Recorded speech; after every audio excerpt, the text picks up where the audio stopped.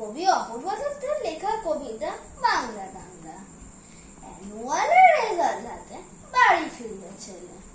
মা বলল, কোন পেপারে কত নাম্বার পেলে?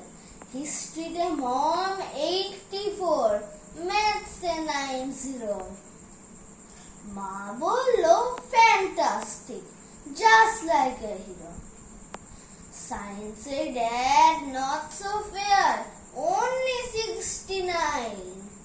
ইংলিশে জাস্ট 82, altogether fine.